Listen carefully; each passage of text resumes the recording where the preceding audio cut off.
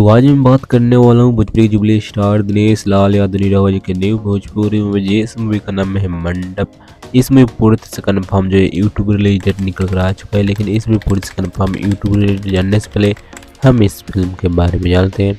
इस फिल्म के star cast में रहेंगे भोजपुरी के jubilee star Dinesh Lal Yadav Nirahua, Amrapali Dubey, Sunil Singh, Sanjay Pandey, summer Chaturvedi, श्रद्धा नवल, संतोष श्रीवास्तव, सुजान सिंह, विद्या सिंह, जोया खान, सोनू पांडे। और इसको प्रोड्यूस किए हैं रोशन सिंह और इसको डायरेक्ट किए हैं अनंत सिंह जी। और इसको सीईओ प्रोड्यूसर जो है शर्मिला आर सिंह जी है। और इसका राइटर जो है मनोज पांडे। और इसको म्यूजिक दिए हैं ओम झा जी। और लिरिक्स जो है प्यारे लाल यादव, अरविंद तिवारी, उमा लाल यादव। और इसमें कहानी जो है पारिवारिक कॉमेडी, लव स्टोरी और इमोशनल मूवी कहानी होने वाला है।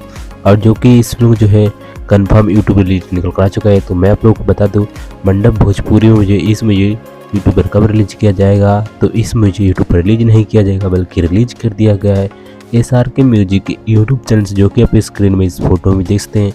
तो आप जाकर इस मूवी को जाकर देख सकते हैं SRK म्यूजिक के यूट्यूब चैनल से।